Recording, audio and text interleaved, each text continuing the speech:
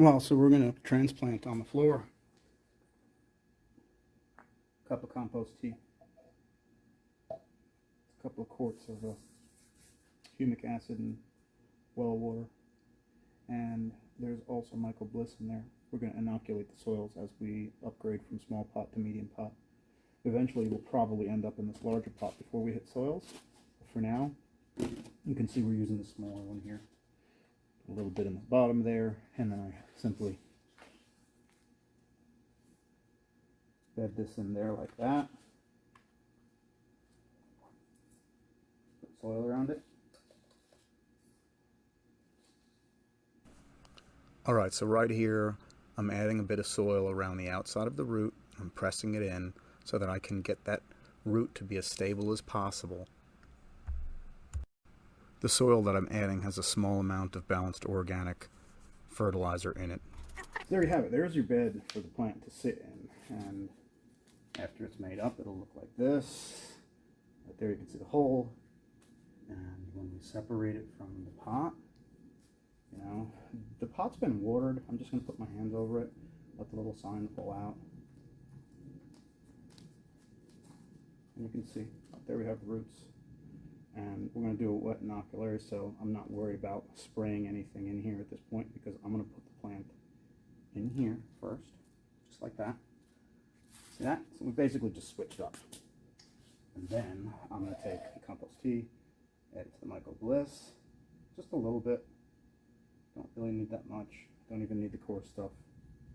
We'll use that later. And then this is going to get applied right to the soil. So my first little bit of moisturizing is going to be via compost tea with some Michael Bliss. Y'all want to see how that works? Alright, this is my little solo sprayer, pump sprayer. It's pretty good because it's got this head on it that bends down at 90 degrees or straight out. It's expandable like that, so I can use it for 10-20 trays really easy from basically one position.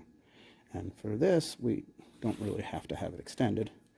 But you can see the plant down there, the tomato, and all we're going to do is give a few pumps and cycle some of what's in here. And just gently water it in. It's okay to do this, you know, gentle watering in more than one time initially, because you really don't want everything to be washing out the bottom of the pot. We just want to put a light moisturizing to the soil, and then we'll come back to it in a few minutes, say after I separate some of those plants, because there are two. I don't know if y'all can see them. I'm sure you can. There's 2 tomatoes in each of them, and I'm going to go ahead and split them up and separate them. So fast forward. So here you can see I've split 2 up, and press them in. Some soil around the roots. Make sure that they're in there good. We want to make sure there's not a lot of airspace. It's got to be soil on roots. We want the roots to pretty much go everywhere. If they were to hit an airspace gap in there, they might not continue past that point. Not easily anyway. Okay, so there you have it. They're in there, they're tucked in. We'll go ahead and treat them the same way. Just gently water them in a little bit at a time. I want to see how I split those other 2 up. We'll set up, we'll do that, I'll show you.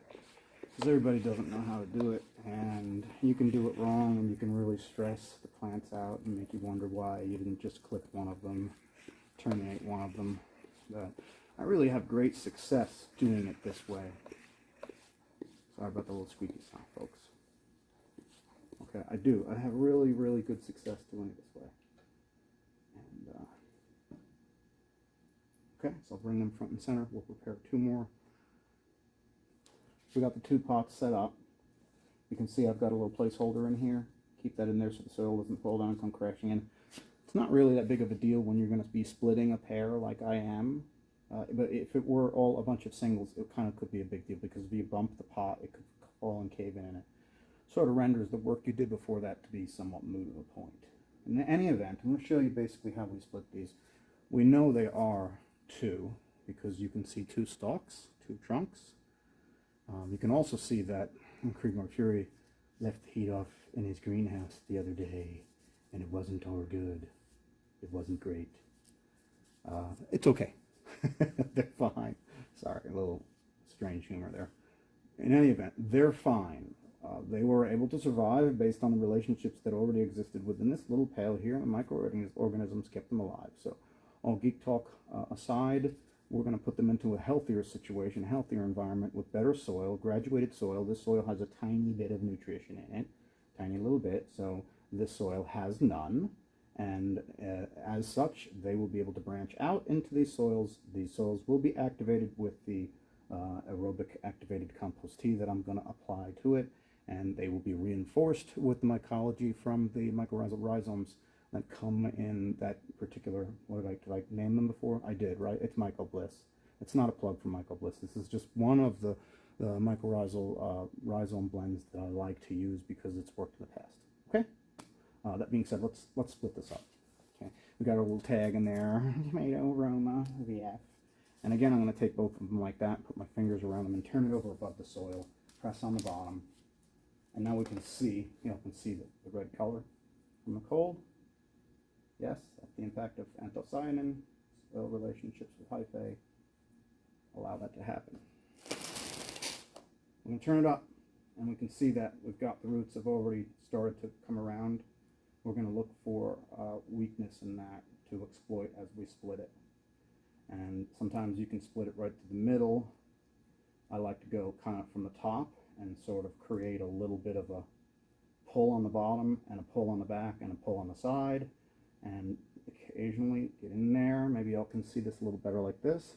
But we're going to reveal both of them. And the goal is to get it to basically split down the middle. Okay, you can turn it around, the root ball will kind of hang out together. It's okay. They're not gonna cry about this. If they do, well, plant two more. The other one went a lot easier than this, so we'll see how this goes.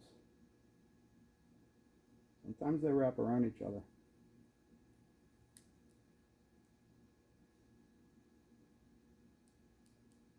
Got it. Okay. There. Now we have two. One's going to get rested behind just like that, gently in the soil. I can pull one of these. Oh, the roots and the soil smells so good. Just drop it right in. So it's got some of its native soil that it started out with, and now it's going to get a little bit of this. Hopefully my head is not in the way. You always want to use more than you think you need, because tomatoes, actually, they're really vines, and you can bury them really deeply.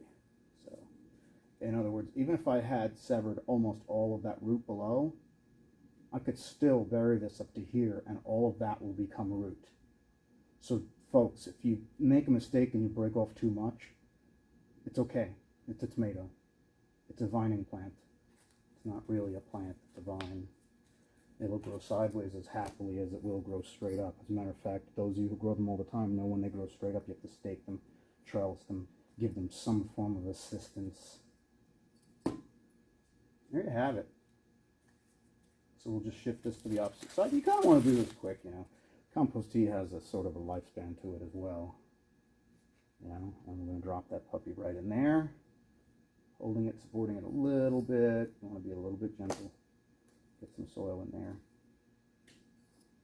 Get it something to bed into. And you can nudge it over just a little bit so that your stem is in the center. And believe me, this whole entire pot is going to be so full of roots by the time it's ready to be up-potted or direct planted into the garden.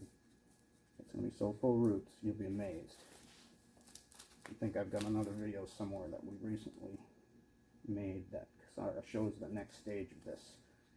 So these videos are kind of backwards, but forgive me. Got a lot going on. We're building a great big greenhouse. Great big for us. Great big for my little place here. And I hope y'all enjoy that when I finally do get to show it to you. And you can see we took what was 3 and we made 5. And I now have a whole brand new set of tomatoes.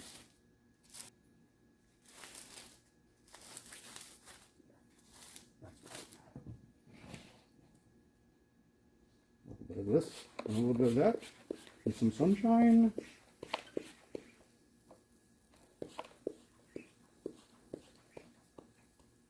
And they'll be great. They can be great again. Really. Alright, so really about 10 minutes has passed since I started. So there you go. There's me extending this. Look at this. We put compost tea in there. And what am I doing? I'm crazy. I'm even going to put it on the leaves. I can, because I already watered the soil. So now with a little moisture on the leaves, that will start to evaporate and it will start to draw moisture and gases up through the phloem and xylem of the plant. From the soil and gas exchange will be facilitated. Nerd moment. The plants will appear happy and content, and they'll get a little wind and a little sunshine, and before you know it, they'll be producing flowers. At that point, if there are no bees around, I will be pollinating them by hand. A little tip. Okay, there you have it. Tomato transplanting, tomato splitting, and all the discussions associated with those sorts of things. Right here rolled up into one, and we've got some romas here, and we've got some beefsteaks here, and can't wait to see how this goes.